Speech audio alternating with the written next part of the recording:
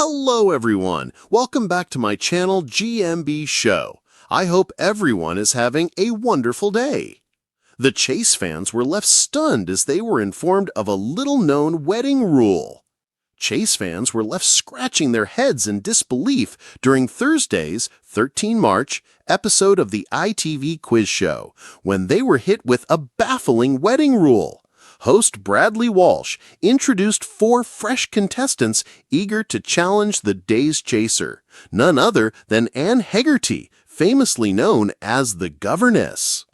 Bradley was all smiles as he greeted 4 hopefuls ready to face the chaser.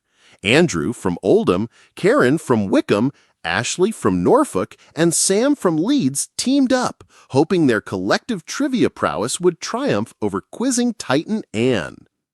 As the competition heated up, a question about matrimonial traditions popped up.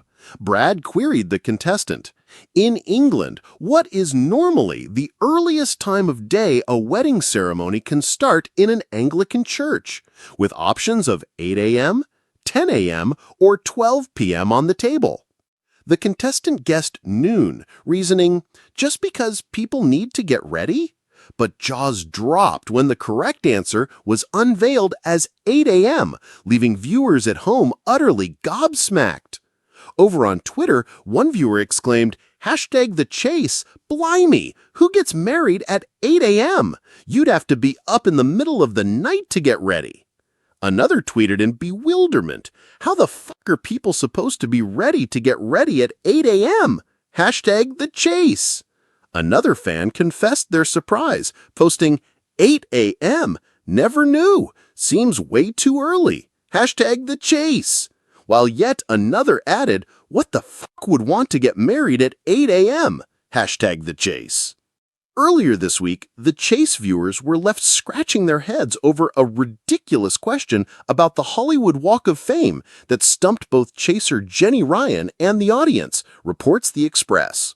Bradley posed the question, "As of 2023, what was the fee for having a star on the Hollywood Walk of Fame?" The options were £750, £7,500, or a whopping £75,000. Susan from Stoke-on-Trent didn't hesitate to choose the highest amount, confidently saying, "I'm going high. I think those people can afford it." Bradley expressed his skepticism, remarking, "I don't think it's that. I think it's B." But Susan hit the nail on the head with her £75,000 guess. Walsh congratulated her, "Well played, one step closer from home," and revealed that the chaser had also missed the mark guessing the same incorrect answer as Bradley. However, Susan didn't share her thought process behind the correct choice. It was meant to be another ordinary Tuesday evening for fans of the chase, settling in with a cup of tea and Bradley Walsh's familiar grin. But just 15 minutes into the episode, Twitter was already in meltdown over a revelation that left viewers rewatching the moment stunned. The contestant, a bright-eyed librarian named Mia, had sailed through her cash builder with £7,000, sharing lighthearted stories about her upcoming wedding in October. Bradley, never missing a chance to tease, asked, "So, big plans for the honeymoon then?"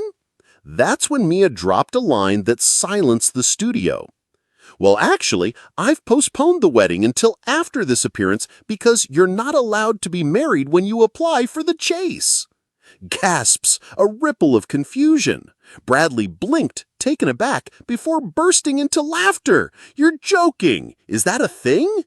Mia nodded, explaining, "You have to apply under your current legal name, so we didn't want to risk paperwork confusion for payment or ID checks, so we delayed the wedding by a month just so I could be here." Fans were instantly glued to their screens, fingers racing across their phones to check if this was true. The Chase wedding rule began trending within an hour, with viewers expressing shock and delight in equal measure. "Imagine delaying your wedding for the chase. Iconic," one user posted. While another wrote, "How have we watched this show for years and never known about this wedding rule?" Back in the studio, the mood was electric. Sean Wallace, facing Mia, cracked a rare smile and said, "If you beat me today, I'll consider it a wedding gift." As the final chase began, the tension was palpable. Mia and her two teammates fought bravely, answering question after question about flags, pop music, and historical battles. The clock seemed to tick faster than usual, and when they put up 18 steps, the studio audience broke into a hopeful applause. Sean started strong, but stumbled on a tricky question about the smallest bone in the human body, allowing a pushback that Mia nailed. It was as if the quiz gods themselves were giving her a blessing, repaying her postponed vows with a chance for victory. The final seconds drained. The buzzer sounded, and Sean was 2 steps behind. Bradley, grinning, turned to Mia. "Looks like you're having a wedding and a honeymoon now, love." The studio erupted in cheers as Mia clapped her hands over her mouth, tears welling up as she realized she had just secured £21,000 to start her new chapter.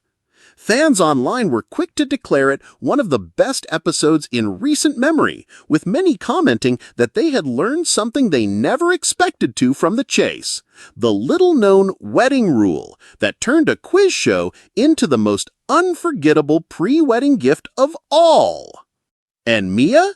She promised to send a wedding photo to the studio, wearing her dress, holding her check, and forever grateful that a tiny rule had made her moment even more special.